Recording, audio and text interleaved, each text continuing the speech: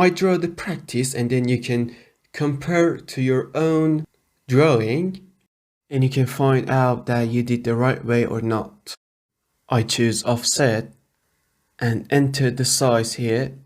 We have a 7, I'm saying from top, a 4, and naturally a 6 will remain at the down, as you can see. From this way we have a 4. If it became half, then you can drag it yourself or delete it and draw it again. We have a 2 and a 7. That's it. Now let's remove the extra parts. You see here, think about the examples we analyzed. One split and then trim the 2 sides. What about this one? We just need to delete this part. We click on split, delete in a segment, and we come here. Remember, we said that we get it a bit inside but not too much to hit the center. We click and one click here and that deletes. For this one you can use extend. You say, for example, this is our boundary and this one's left and also the other one. And you can also do the traditional way and drag it down just like that, right? Well, now we go for the fillet. We go to the wall and then choose fillet. How much? 2. Either we like the radius or after we made it, we enter the number. Here we have a semicircle. We locate the center and the direction. Then we enter the radius, 6, and drag it down. Just be careful not to get that other side of the wall. What then? The one in here. At first an offset. The size is 6 and I locate it here.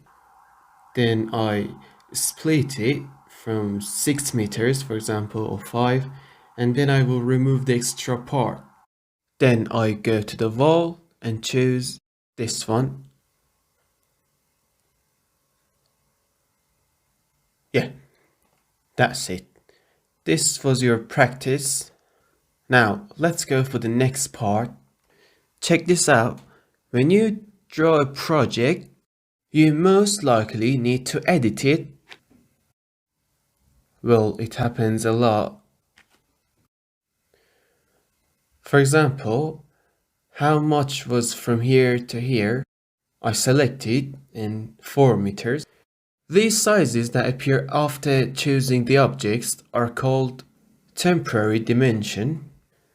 These sizes that appear after choosing the objects are called temporary dimensions. Now, why do they call it that? Think a little. Why they call it temporary dimensions? It's because when you select an object like this one, it gives us some sizes, and when we choose the next one, those sizes will disappear. That's why they call it temporary. Now, what's the use of it? Well, I should say that they can do 2 things. One is editing and 2 is drawing. First, let's analyze the editing. For example, when I select this and says 4, well, maybe I want to change it to 3. I click on it and write down 3. Or I choose this one, it says it's 7, but I want it to be 6. So I enter 6. But one point, the object that is selected is moved. For example, if you choose this and write down 6, it will move. If you choose this one and write down 6, that one will move. So the selected object is moved to make the new size. A question might be asked here. Well, it can be in your mind too, that what parts are the sizes from? Well, I should tell you that it starts from the middle of the wall to the middle of the another wall. And can we change that? Yes. First, let's look at the names of the different part of the wall. Look at this picture. This picture tells us that we call the center of the wall center line. And we call the two sides of the wall finish face or base. We call one side of it exterior and another side interior. So we call the two sides of the wall finish face and the one in the middle the wall center line. So when I choose this, can you say this temporary dimension is from what part to what part? Well, it's from center line to another center line. Well, you might say that you want to have the size from the side to side. You see, from this side to this side. Well, what is the answer? From what part of the wall? See the picture again. That's right, from face to face. Finish face to finish face. Now, how can we manage the temporary dimensions that instead of the center line of the wall, they give us from the faces or finish faces? So now we want to talk about how to manage the temporary dimensions. So we go to the manage headline, we open the additional setting, and then we can see the temporary dimension.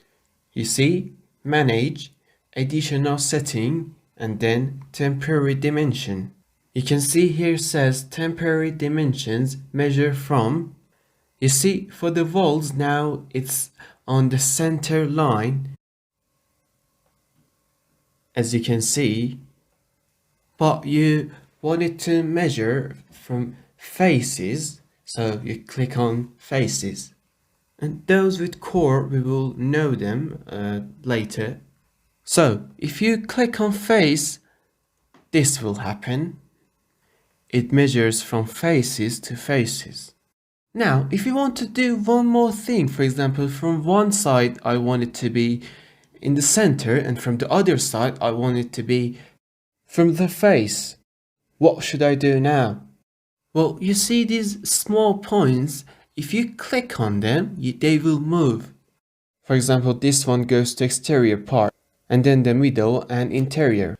So when we manage it from additional setting, the default is always on face. But if we want to change one part, we can click on those points, those small points, and then they will change.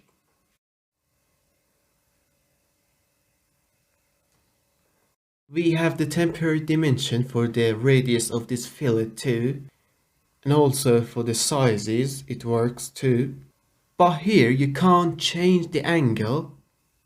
The angles of the inclined walls are not a part of the temporary dimension setting.